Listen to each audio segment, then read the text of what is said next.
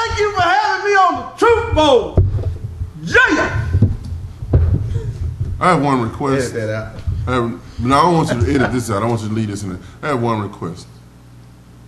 Can you honor that? Can you turn that light off? I can't wait for you to see this video because your hair is in. You better doggone get You should have ponytailed it. I got look, doggone look. Now okay, well that's a wrap, y'all. Thank y'all for coming to the Truth Bowl. I told you I'm sweating. Look at her. Can we get something else out of this? All them old long stories now. Pressing. Yeah. Look, Carlos. When you see 3 inches, you need to narrow it down to 1. On the side. On the side. For my mini afro. On the side. Y'all want something to drink real quick? Doggone it. I'm good. I'm so upset. Now she doing the hair check. Me? Why did you say anything about her hair? Look, hold on. Like their hand different. You're gonna pull the questions, okay? But not yet. We ain't start rolling, right? Steve, did you watch the episode of the Truth Bowl? No, I don't. Okay, we're good. You gonna watch this episode? No, I'm not gonna. When is it gonna be on? Tuesday. When will it air? Tuesday. Tuesday. This upcoming Tuesday. Y'all our first male panel, so this is like History in the makeup, huh? chemistry in the making. Just like Obama's speech, last night, right? Was it good? Yeah. Good. Y'all think he's gonna win? Okay, we'll hold that thought. Okay, we're gonna go ahead and get started. Are you recording? Yeah. How do you know you're recording? Because You go. Let's record that too. what? It is actually recorded. So you need to start taking blue. Record. Put that in there though. Hit that. Put that in And there. then beep it out. No, I want you to Just leave it it in there. around. Yeah, leave it in there. Let your pastor hear. So the final word is we have to wrap it this one here. So Get some proposals going on. No, Or you could live with him for a year. wrong. Wrong. He can bust you upside the head for 10 years. All 3 of you ladies are very successful women in your careers, businesses, and everything. What advice would you guys give? Because we want to start closing the Truth Bowl with a tip. What advice would you give a woman to get where you are? Or to get to your level? Because y'all successful in everything you do, your careers, marriages, parenting, being a successful mother. What advice would you give someone who's your age or even younger to do that? Well, because they're thinking, in my situation, of course, I consider myself to have done well. And of course, still conquering, doing greater things. The main thing for me is passion. I have a passion for what I do, not just on a financial basis because I'm not near where God is taking me in the business, but because it allows me to touch a lot of women and men in different in where they are in their lives, because I'm a stylist. So whether that be from hair or their children or just another whatever, but I get to pour my passion out on other individuals. So my thing is, if you're passionate about something, you're going to do it to the fullest. And I'm such a perfectionist, and so with what I do, I give my all. And so I stay dedicated to that, and I don't quit and I don't give up until I feel it's perfect in my sight. So I would just advise anyone, especially if they're trying to be a self-employed individual or whatever, just stay passionate about it, stay focused, get around the right circle of individuals that are going to elevate you, because if you are the only rising star in your circle, you're not going anywhere else. You're in the wrong circle. And so you're going to need to surround yourself around some individuals that can connect you, whether that be marketing, whether that be financial. That's true. To help elevate your business and take it to the next level. So, right, and I think you just said something very powerful. If you're the only rising star, that is not good. Because you're not going to always bring everybody up. And it drains you. It drains you. It Sometimes drains you. Sometimes you have to and not only that, because that if you are the rising star in your circle, then you find yourself stagnant in your business. And life. Once you find yourself being surrounded by other individuals, those individuals start adding pieces to the puzzle that actually help to take you to the next level. Exactly, make you connections or network connections or this, that, another, whatever. Because I'm in a business that can really go anywhere from TV to the community to whatever. So I'm that person who's just that ambitious, that I'd like to be able to delegate other hats and open up other locations and help other people start their businesses and become financially sound, so independently, so and not have to work for someone else. So. Okay, Mel? I'm gonna, I guess, answer the one from the career aspect and then the relationship. My mom was very instrumental in, I'm the oldest out of 4 kids, and she made some not good choices in life, and she was very adamant with saying, you're not going to go through what I went through, and I'm going to tell you why. And by me seeing that and hearing it, that made me very ambitious to say, okay, I want better, I want to do this, and I want to do that. Right. And going back to what Jimmy was saying, circle of friends where it's different networks, even with my girlfriends, not everybody that not everybody, but a great percentage of my friends are in finance, whether it's accounting, tax, or what have you. Right. And that's one of the things we talked about doing, was going to different small businesses, helping them, even the people that may have lost their homes and things of that nature, get them back on a better budget path or financial path, help them make better sound financial decisions. Right. Now, when it comes to the relationship thing, before I met my husband, one of the things I decided to do after my last relationship, because I promise y'all wouldn't know me, y'all be putting money in my books and hysterical, for real.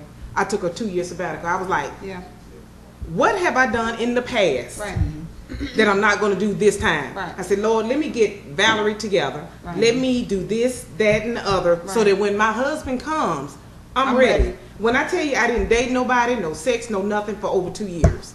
And when I met him, and I said, okay, I did this when I was dating, I'm not going to do this time. I did that when I was dating, I'm not going to do this. Right. And I mean, it was a complete 180-degree thing. Yeah. I kept what I normally would do. I would go to the movies. I would go to lunch with myself. I would hang out with girlfriends. All of that. Right. Kept the same thing, and then and when we got married, we just merged lives, and that's a lot of the misconception to me in marriage. I'm married now, I can't do what I used to do. No, you're merging 2 lives. Right. Like I said before, my husband has hobbies, I have hobbies. We understand one another's hobbies, we support those hobbies, and then you come together and you do things together. Right. And I think that's one of the things. So think about your past relationship. If you're one of those ambitious women that's looking to get married, think about some of your choices. Let's break some of those patterns that we've done in the past and make a change. Right. If you want, that person that you're looking to have as a long-term thing. Ms. Tanya? For me, I work in the mortgage industry, and I have for over 20 years, though I'm only 25. I'm passionate about people owning homes, and I think that in our community, people don't think it's possible. Right. I work for in the area where we work with HUD homes a lot, and HUD repo homes, and I see them, and I'm like, this is doable. This is not a $200,000 house that someone on a $30,000, $40,000 income cannot afford.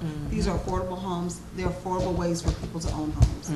And I'm passionate about people owning homes. And I think that I work for a law firm right now, and I think that the people that my boss introduces me to is elevating my career. Right. And I'm meeting people and I'm doing things that I wouldn't normally do. Though my job has taken a path and I've become someone's lifestyle manager, who shall remain nameless. First lady. Exactly. I've become a lifestyle manager, even though that was not something I ever thought I wanted to do or whatever. But I'm learning to accept what God allows because I'm really, really good at it. And I never thought that I would be. So now I manage that, and I manage some things for some other people, and I do it with my eyes closed. So I may pursue that, but I think that you need to be passionate about what you're doing, like Without you said. question. You have to love it. If you don't love it, then you're not going to be successful at it. So I think that, love what you do. Don't do it because, oh, my mom's a lawyer, so I'm going to be a lawyer. Right, or my mom's a doctor, so I'm going to be a doctor. I mean, what is your passion? What do you want to do? And when you find that thing or that place, then you'll be able to succeed at it and become better at it. And also surround yourself with people. Again, I am a large proponent of if you're the smartest person or the most successful person in your group or circle of friends, you're not going anywhere. Nowhere. You will remain stagnant. And I also choose levels or steps ahead. Right, exactly. Without question. Always. And then my mother always told me that because I had a moment in my early 20s, and I didn't really talk to her or whatever, but she always said, I can always tell who you are by by your 5 girlfriends. That's right. She's like, I know what you're doing. I know where you at. Right. You ain't gotta tell me. I already know because I can tell by the What you people hang out around you. with. I didn't get it then. I get it now. So you need to be careful of who you surround yourself with and where they're going and what they're doing, because unfortunately, the birds of a feather flock together. Sure enough. I mean, Unfortunately. literally. True. So Yes, be careful. ma'am. Okay. Gotta have some ambitions. Cool. Well, thank y'all for coming to the Truth Bowl. My invoice will be in the mail. Tough things tonight. And for the choir members that's going with their pastor every Sunday, like Sarah, your reward is coming. You won't see it in this life, but you Thank y'all for coming out to the Truth Bowl. Thank you. Thank you. She waving at the camera. I want to see the other. I want to see the other questions. Okay, don't worry. And this is one last thing here. So if you guys, there's some single women out here looking, and they're watching this video today, what advice would you give a single woman who wants to be in a relationship? And we're going to go one by one because that's a good question that we get all the time. They single, they educated, they got a good job, but they can't find a good man. What should they do? Coming from a man. Depending on what you're looking for in a man, you know, and a lot of things that you're looking for in a man, first of all, is a reality of what you're looking for. You know, do you bring those same assets to the table yourself? You know, I want a man like this. You know, he gotta make 6 figures. Do you make 6 figures? You know, he gotta be able to do this. Can you even do it yourself? You know, I mean, it's just some of the basic stuff. And you know, if we stop trying to put this high benchmark, you know, on what we want, and then you know you just get something, you know, within reasonable, maybe you'll find, you know, your Boaz instead of dealing with your bozo. Holla. Yeah, I mean, I chime again once again. I don't feel like interpreting all that he just said, but like I said, you know, once before. Like I said once before, it depends on how you carrying yourself. If you carrying yourself as I want a boo for now, or you carrying yourself, I want a husband. That's gonna come. She want a Bozo, right? And our Boaz. But however you're carrying yourself, carry yourself for the future. You know, not for right now. You got, you know, there's a such thing as a right now and a long term. How you carry yourself. I mean, that doesn't mean lower your standard because there's somebody out there for everybody. You know, you may make 6 figures, you may not make 6 figures, but like I said once before, where you fall short, he may pick that up and it's a completion there. So, you know. Follow. I was going to do that. So we're trying to do something. Go ahead, Carlos, man. Go on, take us home, man.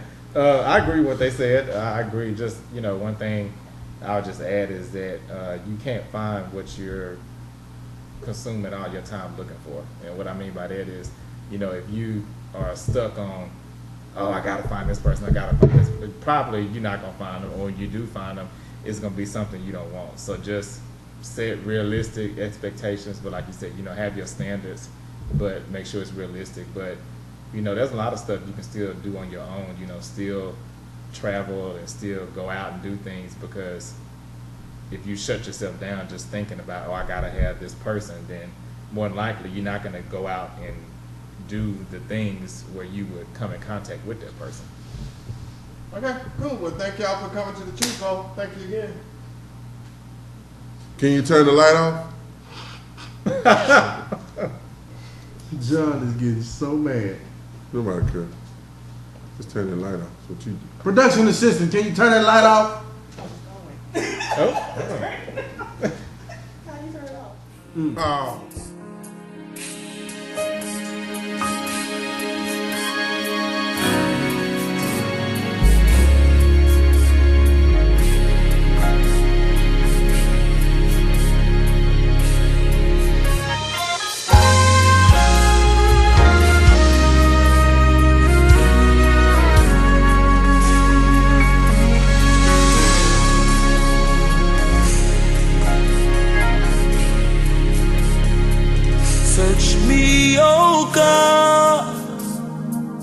You know my heart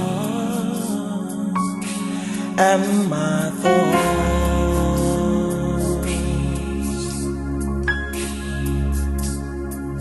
Search me, oh God. You know my heart and my thoughts.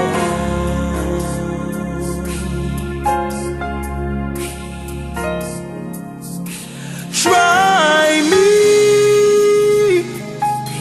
see if there be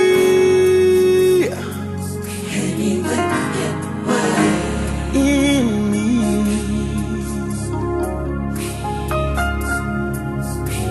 Try me, see if there be any wicked way in me. So bless